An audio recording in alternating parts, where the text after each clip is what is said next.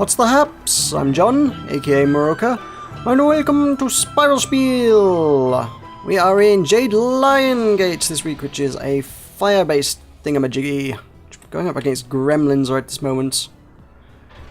So I just had to rebind all my control because fun news is a thing. My PC kind of died over the course of the weekend, which was, well, I was overdue for it. It's been running with a lot of stuff on it. A lot of things accumulated over the course of the last 3 years since I built this thing, so yeah, I was probably due for a format and reinstallation of everything. So this has been an interesting couple of days, including...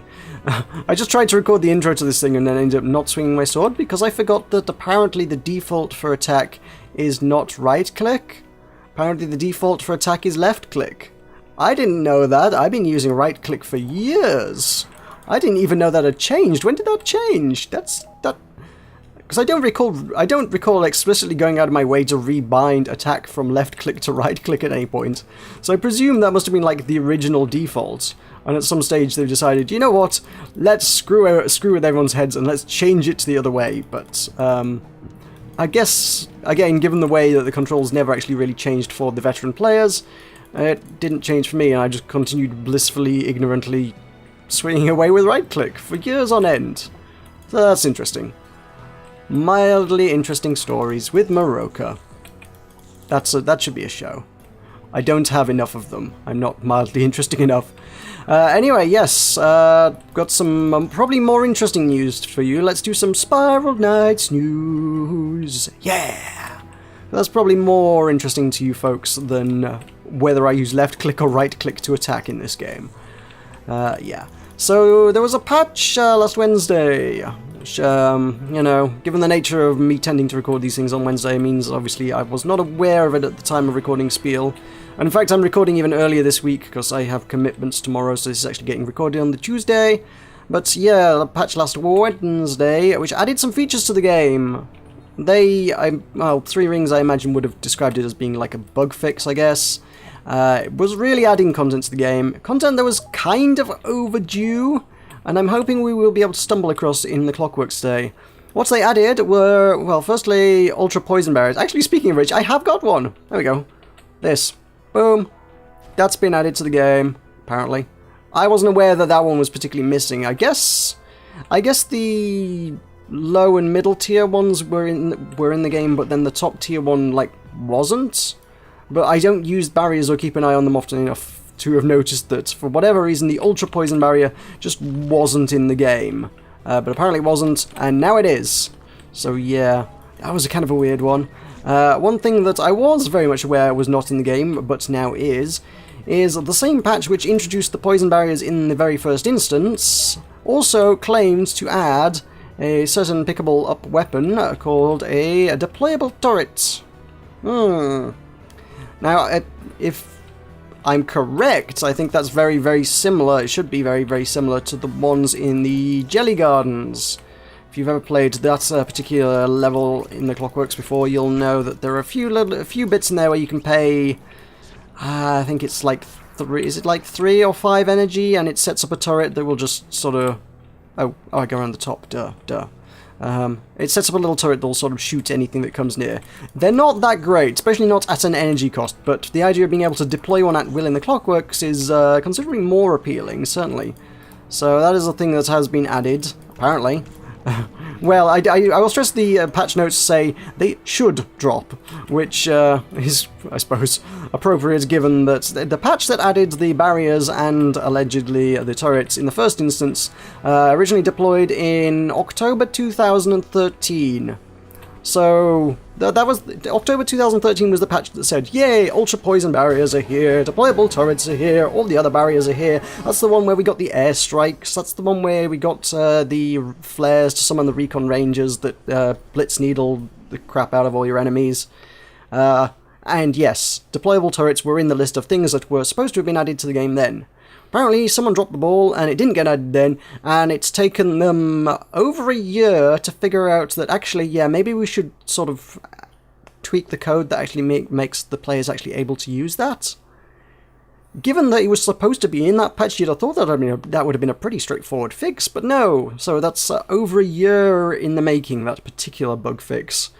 That's pretty impressive, all things considered. And hopefully we will run into one in our little travels down here today. So that'll be a thing. I didn't make a note of where we are. Where are we? Let me just check the gate map. Is this a compound? This is a compound. It's a compound? It have to be a compound. I hate compounds. Alrighty. What do I need? I need one of those for fighting bunnies. And I need... what else do I need? Shield. Shield's what I'm thinking of. Mind totally just blanked for a second there. I was like, what the heck do I need? This is what I need. There we go. Cool. Some stabby things.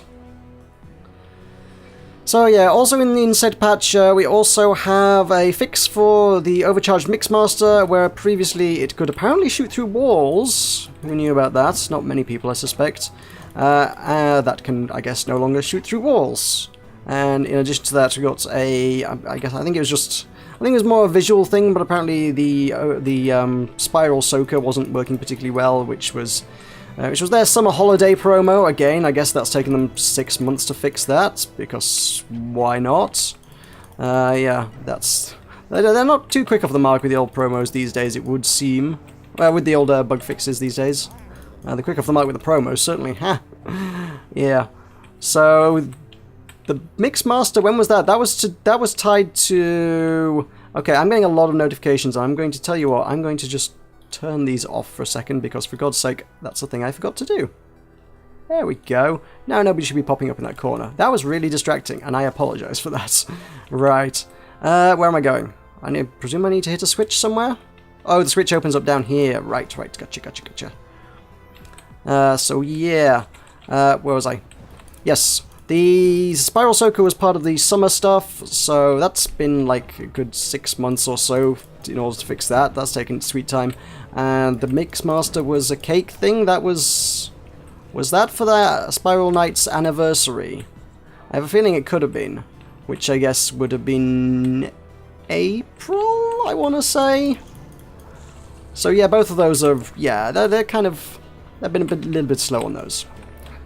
Be nice if things that were broken could get fixed a little bit faster, but it seems to be the state of affairs these days when you look at things like, say, how long the gunner update took. But there you go. That's things that are in the game. Let's hope we can find some in our travels, because they will be fun to play with. We've already seen an Ultra Poison Barrier. It was underwhelming. It did exactly what we expected it to do. The turret should actually be genuinely interesting if I can find one of those. So, looking forward to that in my travels.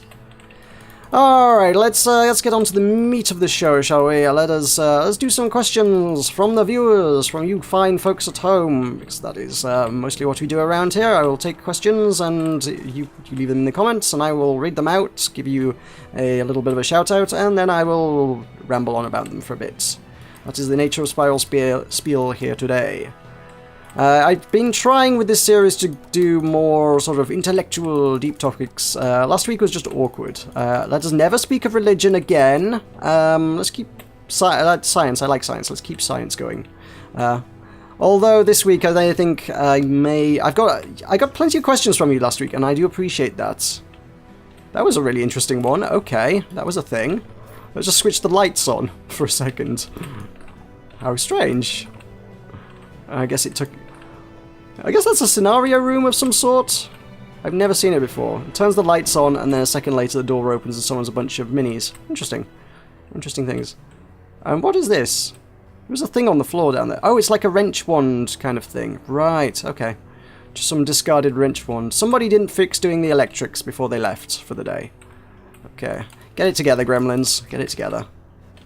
This is all fire, so I have the wrong gun for the job here, but I am heating it up, so it needs to be brought. It's the gun I need with me. So I got questions that are maybe not intellectual, but I wish to answer them anyway. I got plenty last week, so let's go through a few of them. They're just... It's going back more to the old format, a bit of idle chit-chat. I'm still not doing Spiral Knights questions, by the way. If you asked about Spiral Knights, I've done 100 episodes on talking about Spiral Knights mostly, so yeah, go watch those. There's plenty out there. Let's do other things. Life Wergi, who I haven't seen in a while. Have you tuned out of my videos for a while? I guess they have. A great video, I see radical improvement in content. Make sure to remember loyal fans when you get famous, which implies maybe you haven't been watching my stuff for a while. Welcome back, in that case. Welcome back. For a topic where you talk about the future of Button Mash, where do you see yourself in 1 or 2 years? Oh god, was this a job interview? I have one of those tomorrow. That is why I'm recording this on the Tuesday, because I'm going to be out tomorrow for that. Well, good practice, I suppose. Let's get the interview practice in for this episode. Why not? Sure, let's do that. Where do I see myself in 1 or 2 years? Ideally, huge successful YouTuber would be great. Yeah, just give me a few 100,000 or million subs and lots and lots of juicy ad revenue and brand deals. Something I can live off. Yeah, that'd be great. I could go for that. That'd be nice. In 1 to 2 years, yeah, that's, well, it's certainly doable to get to a state where I could be making a living off this, but as with all these things, maybe it might have been easier if I'd started it a few years earlier. But that's not to say there's not success to be found if you put the effort in, and a little bit of luck as well, I would have said. So, we shall see how things go. With my utmost apologies to my audience, I'm not necessarily sure the future is in Spiral Knights, but there you go. Certainly, a colleague on the Strangeland server, Blitzkriegsler, seems to have his finger on the pulse of what seems to be working in the world of YouTube, so keep an eye on him. He's been playing Roche Fusion, so I'm playing Roche Fusion. That could be totally a thing. That's going to be the next big thing, and everybody on YouTube, including PewDiePie, is going to be playing that game, calling it. No, I don't think so, but you never know. You can be surprising what blows up and gets big sometimes, and you just have to hope that you're the one covering it. But if you know what you're doing, it can go well. Failing that, I mean, obviously, the YouTube career thing is a little bit of a pipe dream, really, if we're honest. I suppose. Now, how'd you get to that switch? That's an interesting little thing of purpose. Failing that, ideally, I would quite like to go down a self-employed route. Would be quite a nice way to do that, insofar as running Button Mash, the events side of things, as a business. The idea, I think, being, well, basically to take what we do, the running events in the theatre, and go on tour and put them on in venues around the country. Take all our gaming equipment and set things up. And on that note, a little bit of a segue. In segue news, Button Mash 10, the 10th event we have done. Now, which way do I go on this? This is kind of interesting. I don't know where these go. Button Mash 10 will be on Valentine's Day. Oh, okay, we came from this way, didn't we? Because that was where those rocket things were. This is a strange layout. This is very bizarre. Button Mash 10 will be Valentine's Day. If you are in the north of the England area, if you are near Bradford, you can come swing by the Bradford Playhouse on November 14th. And we will be there with lots of video gaming, and board gaming, and card gaming, and dice gaming, and gaming, lots of gaming. I have all the things, many things. There will be lots of stuffs. And you can come check it out. You can come, just pay what you want on the door, and you can come check that out. And it will be awesome. We will have much fun together. I guarantee it. If you're not in the area, well, boo, move to a better country. We have Button Mash. We're better than your country. Just by virtue of that. I can guarantee it. Yep.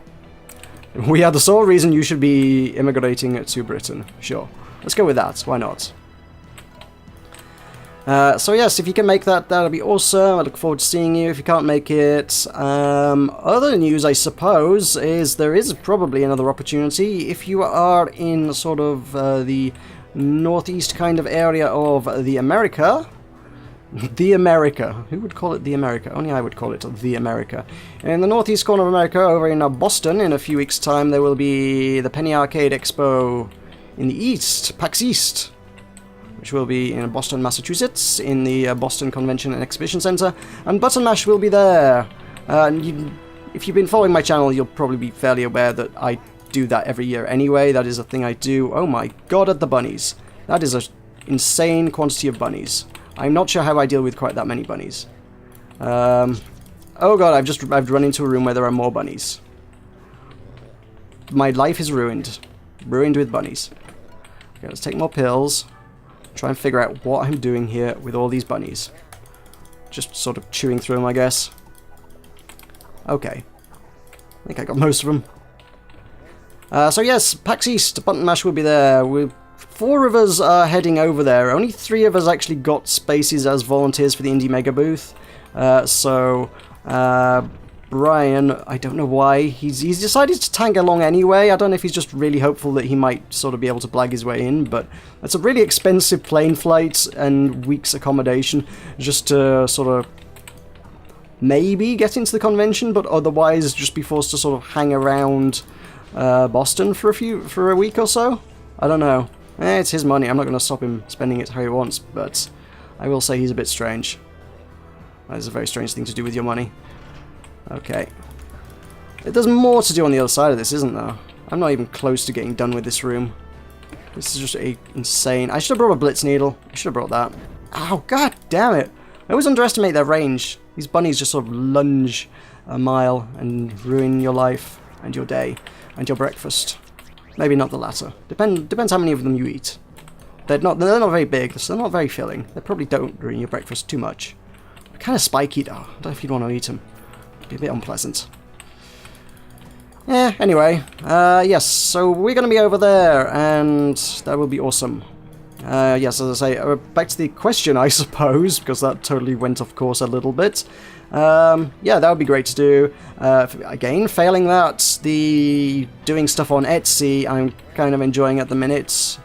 Okay, yeah, we kind of got a mini arena thing that I guess I don't need to actually bother with. But, oh man, it's well guarded. Oh god. Let's just do this, see if we can't take care of some retrodes. Pow. Take them out. Grab some loot, grab some Vitapods. Okay, the last retrode. Might as well deal with the easy guys first. One more run around the room, just so you're not in the doorway. And we're free. I am not going to bother with those guys. Okay, so yeah, where do I see myself in 1 or 2 years? Yeah, one of those 3 options would be things I would like to do, I guess. Either making a comfortable living off of Etsy, doing pretty well going on tour with Button Mash, or big and famous on YouTube. I'll take one of those 3, those are good. I'm really bad about dealing with my future, because my career path has been all over the place throughout my life so far anyway, so I don't really know what I'm doing. I'm thoroughly confused about my life, so, yeah. Wherever I end up is wherever I end up, I suppose. This is not the answer I will give if I get asked this in the interview tomorrow, because that's a really bad answer. Sky Scythe, in a somewhat related question. Let me just check the gate map. We are in... Was that... Oh, we're in Wild Path. Oh, it's still beasts. Carry on, as you were. Alright, let's stab some beasts. Sky Scythe says, being an artist of sorts, getting proper attention can be difficult, especially at my young age. Well, what recommendations would you suggest for bettering the attention towards the work of unknown artists, literary, musical, etc.? Brackets are included for the audience, just so you know. I don't know why they're there. I don't know how many people go perusing the questions wondering which of the questions that I have been asked each week am I likely to deal with in future episodes and memorizing questions. Maybe there are people out there who do that. Good for you if you do, I guess. I suppose. I can think of better things to do with your time, but okay. But, there you go. So, brackets were included for anyone who reads Sky Scythe's questions in my comments. Sure. Let's take... Whoa, hang on. That's a new one. Yay! I'm going to grab the green barriers just because they're new. I'm not going to use them for anything practical or reasonable or whatever. Just not going to come in useful, but... Switch. Another switch. Right, what was the question? Oh, how do you get famous? Jeez, do you really think I can answer that? How to get famous is basically what you're asking. Do you think if I knew how to get famous, I wouldn't have gotten famous myself already? If I knew how to famous, I wouldn't be sat here with 1,400 subscribers on YouTube. I'm very glad that I have 1,400 subscribers on YouTube, and I appreciate each and every one of them.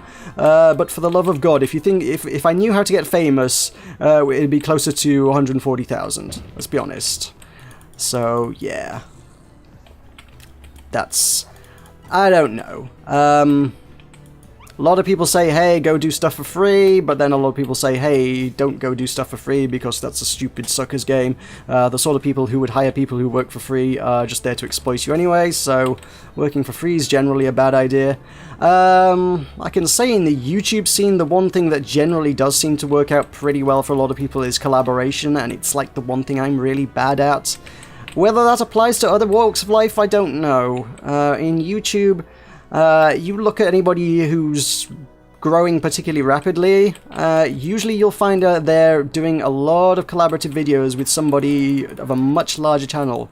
As I mentioned earlier, Blitz is pretty successful, and when you look at it, what stuff he's been doing, he's been collabing with channels that are like 50,000 subscribers or more, and other people have sort of talked about doing one-offs and stuff with that. I think, again, kind of just doing it once doesn't necessarily do much for you. It needs to be a very consistent thing. You kind of need to put your name in front of people time and time again. If you work with someone once, nobody will remember you. If you work with someone 3, 4, 5, 10 times, people who are following the other person's work are going to see your name pop up 10 times or whatever, and they're going to become more familiar with it, and your style, and your humor, and whatever the heck you're bringing to the table that makes you unique. I don't know. But whatever that may be, maybe they will be intrigued by it and be committed to subscribing or buying your books or your music or whatever. I can really only speak from the YouTube perspective because that's my main quote-unquote creative thing that I do, really. So, not that it's especially creative in any real way. All I'm doing is playing video games and talking at you. So, some people might call it creative. I just call it a thing that I do. Yeah. So, yeah, I mean, just to go beyond the Blitz, it's still mostly anecdotal evidence, I guess, but I've kind of seen a few other channels in recent days where I've kind of like seen people like, how on earth are they doing so well? There was another person who recently was kind of inquiring about joining our Minecraft server, and I kind of looked at his channel, and he got like 500, 600 subs in like 3 months, which is like crazy for YouTube. That's really fast, really successful. Do you know what he's done? If I may speak candidly, I don't necessarily think his content was anything particularly outstandingly amazing. It was just another guy playing Minecraft, and he did some stuff with his wife, and it's just another Minecraft LP.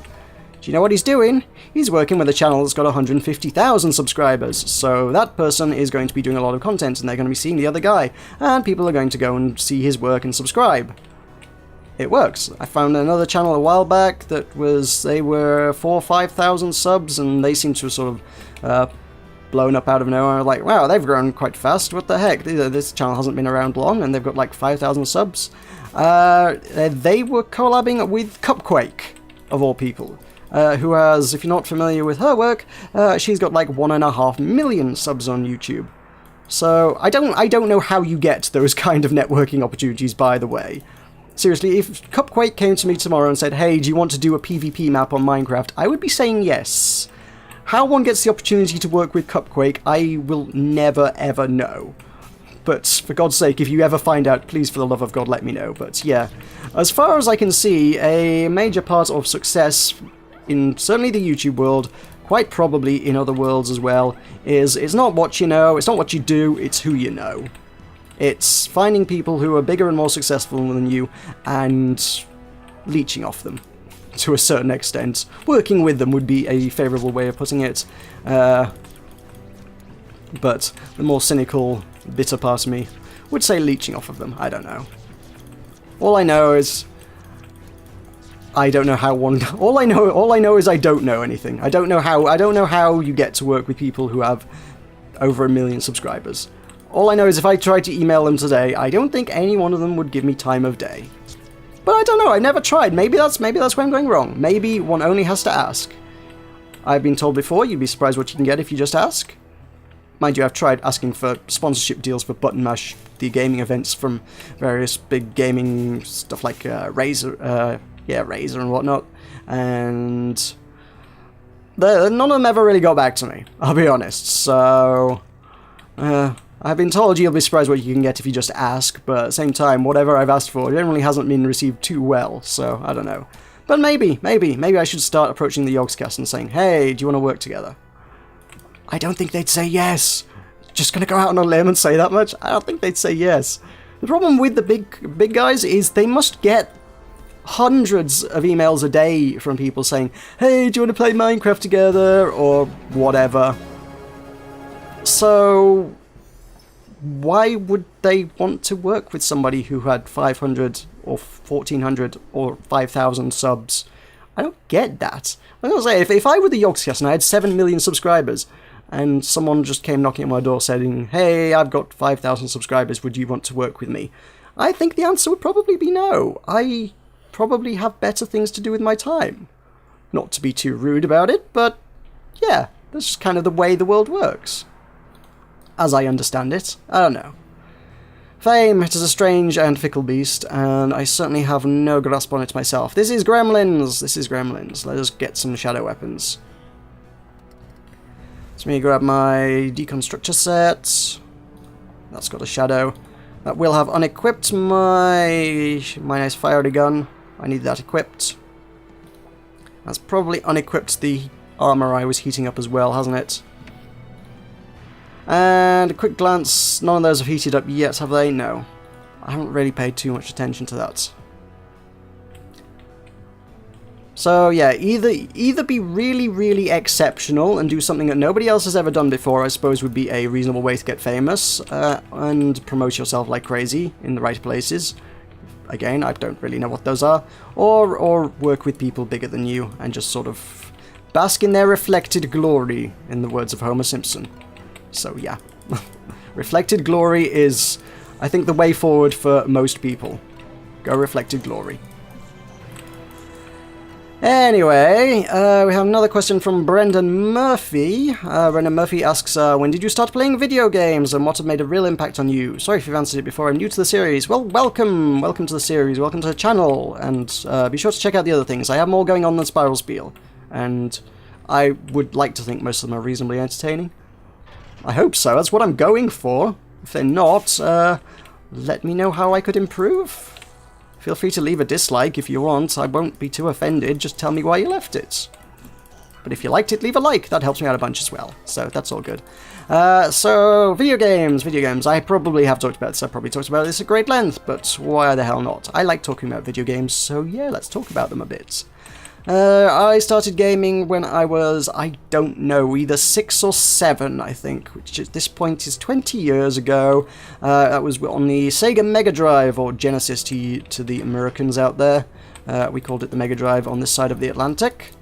And yeah, me and my brother split the cost of it between us. That was £70 back in the day. A brand new gaming console, the latest and greatest thing, was 70 British pounds. Which is considerably cheaper than today's consoles, if we're honest.